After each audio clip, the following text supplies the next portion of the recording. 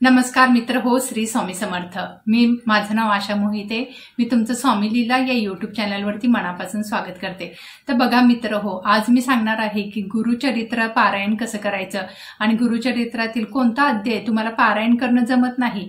भरपूर ताई आणि दादांचा प्रश्न येतो की आम्हाला गुरुचरित्राचं पारायण पूर्ण करायला जमत नाही, कारण खूप नियम सुद्धा असतात। गुरुचरित्र पारायण म्हटलं की सर्वांना भीती वाटते की खूप नियम आहेत, कसं करायचं, प्रत्येकाच्या घरामध्ये ते पूर्ण नियम पाळता येत नाहीत। तर आम्ही काय करू, तर मी तुम्हाला आज अशी छोटीशी सेवा घेऊन आली आहे गुरुचरित्र ग्रंथातीलच। तर ती तुम्ही फक्त केलं तरी तुम्हाला पूर्ण ग्रंथ वाचल्याचं तुम्हाला फळ मिळणार आहे। म्हणून ही सेवा तुम्हाला रोज करायची आहे। तर बघा, गुरुचरित्रातील 14वा आणि 18वा अध्याय तुम्हाला वाचायचा आहे। 14वा अध्याय याच्यासाठी वाचायचा आहे की आपल्यावरती, आपल्या घरावरती, आपल्या कुटुंबावरती आपत्कालीन संकट कोणतंही येऊ नये यासाठी गुरुमाऊली ही कायम आपल्या पाठीशी उभी राहू देत आणि कायम आपलं रक्षण करू देत, यासाठी आपल्याला 14वा अध्याय गुरुचरित्रातला वाचायचा आहे। खूप छोटा अध्याय आहे 14वा अध्याय, आणि 14वा आणि 18वा अध्याय याचं छोटंसं पुस्तक सुद्धा आपल्याला भेटतं। ते पुस्तक सुद्धा तुम्ही आणू शकता, कारण गुरुचरित्राचा ग्रंथ हा नेहमी आपल्याला उघडून ठेवायला नको सकाळी, कारण नित्यसेवेमध्ये आपल्याला गुरुचरित्रातील 14वा आणि 18वा अध्याय वाचायचा आहे। तर त्यासाठी तुम्हाला फक्त 14वा आणि 18वा अध्याय याची पुस्तकं, एक छोटीशी पुस्तिका भेटती, ते तुम्ही वरती ठेवू शकता की रोज तुम्ही नित्यसेवेमध्ये वाचू शकता। तर अशा रीतीने तुम्हाला 14वा आणि 18वा अध्याय वाचायचा आहे।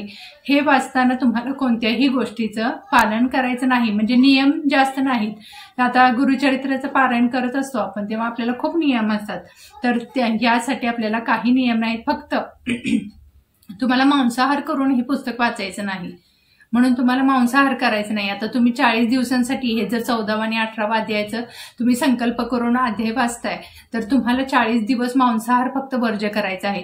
बाकीचं कोणत्याही गोष्टीचं यासाठी आपल्याला नियम नाहीत, म्हणजे परान्न खाणं म्हणा किंवा ब्रह्मचर्याचं पालन करणं, कारण हे तुम्ही नित्यसेवेमध्येच करत आहात। मी तर म्हणते तुम्ही पूर्ण आयुष्यभर हे 14वा आणि 18वा अध्याय वाचा। खूप असे प्रभावी सेवा आहे आणि खूप छान अशी सेवा आहे। 14वा आणि 18वा अध्याय तुम्ही नक्कीच वाचा। आणि 18वा अध्यायामध्ये पण तुम्हाला माहिती आहे, 18वा अध्याय हा कर्जमुक्तीसाठी आहे। घरामध्ये सुख सौख्य नांदावं, अखंड लक्ष्मी प्राप्त व्हावी, यासाठी 18व्या अध्यायाचं पठण केलं जातं। म्हणून गुरुचरित्रातला 14वा अध्याय हा गुरुमाऊली आपलं रक्षण करण्यासाठी वाचतात घरातील लोक, आणि 18वा अध्याय हा कर्जमुक्तीसाठी किंवा आपल्या घरामध्ये कोणत्याही गोष्टीसाठी, तुम्ही कोणत्याही गोष्टीचा संकल्प करा की मला संतती प्राप्ती होऊ देत, किंवा विवाहासाठी तुम्ही करू शकता, कर्जमुक्तीसाठी ही सेवा करू शकता। तर अशा रीतीने तुम्हाला कोणत्याही गोष्टीच्या मनाच्या इच्छेच्या पूर्तीसाठी तुम्हाला हा ग्रंथ वाचायचा आहे। 14वा आणि 18वा अध्याय तुम्हाला नक्कीच वाचायचा आहे आणि खूपच छान तुम्हाला याचा अनुभव येईल। रोज नियमित तुम्हाला 14वा आणि 18वा अध्याय वाचायचा आहे।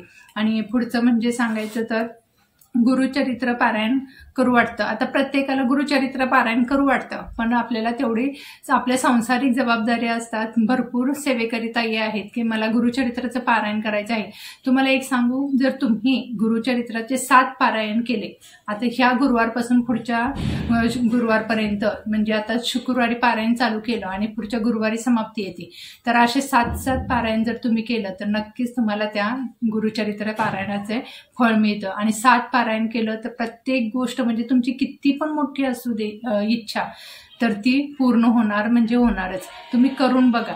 ज्याला पण वाटते की आमची इच्छा पूर्ण होत नाही, किंवा माझं खूप दिवसापासूनचं काम अडकलेलं आहे, कर्ज भरपूर आहे आमच्या डोक्यावरती, किंवा लग्न होत नाही, मुलांची लग्न होत नाही, घरामध्ये सुखशांती नाही, पैसा टिकत नाही, तर त्यांनी फक्त गुरुचरित्रातले 7 पारायण करून बघा।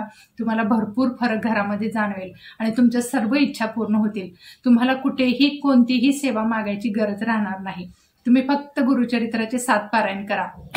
आणि आता जर नित्यसेवेत तुम्हाला रोज हे 7 पारायण नाही जमत आहेत, तर तुम्ही रोज 14वा आणि 18वा अध्याय तुम्हाला वाचायचा आहे। तर ही सेवा सुद्धा तुम्ही करून बघितली तरी तुम्हाला त्याचे फळ मिळणार आहे। गुरुमाऊली आपल्या पाठीशी राहतात आणि आपल्या घरामध्ये आर्थिक टंचाई भासत नाही।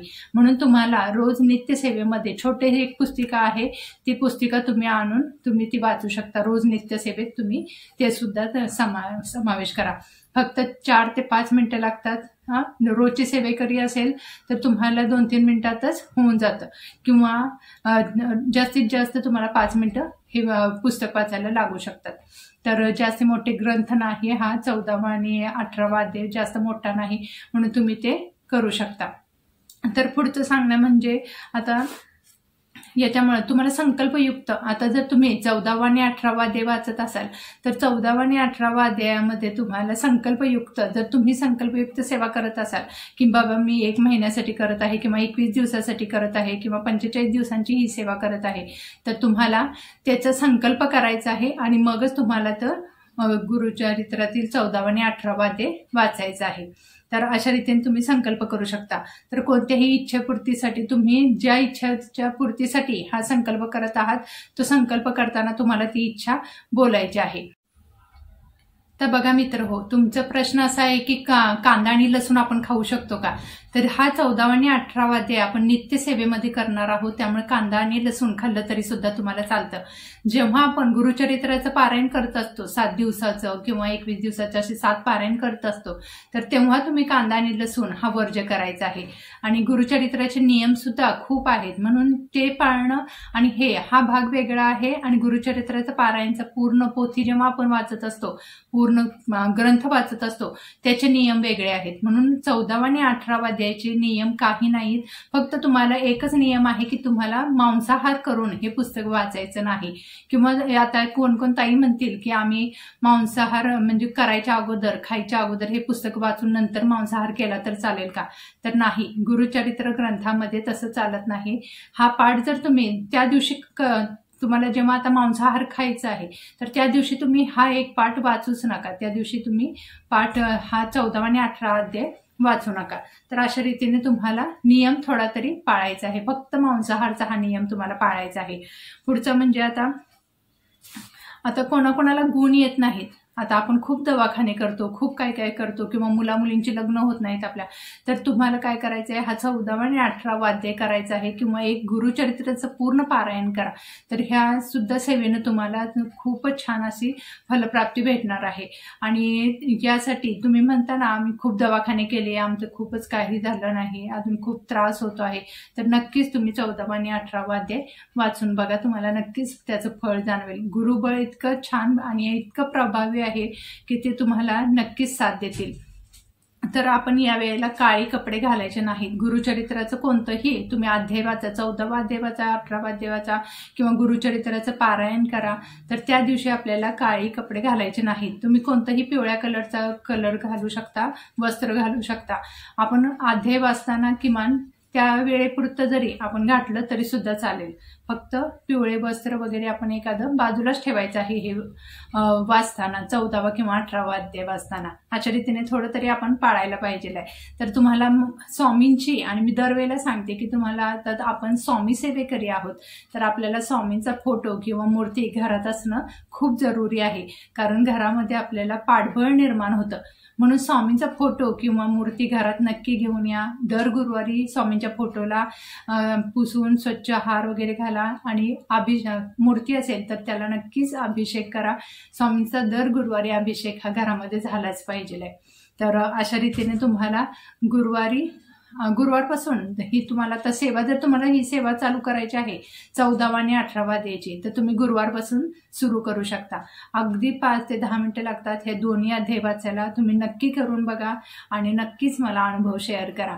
तर तुम्हाला सांगितलं की 14वा अध्याय हा आपल्या रक्षणासाठी असतो, घरातल्या पाठबळासाठी असतो, आणि 18वा अध्याय हा आर्थिक परिस्थिती सुधारण्यासाठी असतो. म्हणून हा 14वा आणि 18वा अध्याय तुम्हाला वाचायचा आहे. तर आजची ही संपूर्ण माहिती तुम्हाला कशी वाटली मला नक्की कमेंट करून सांगा. अजून कोणत्या गोष्टीची माहिती हवी असेल तर नक्कीच मला कमेंट करून सांगा.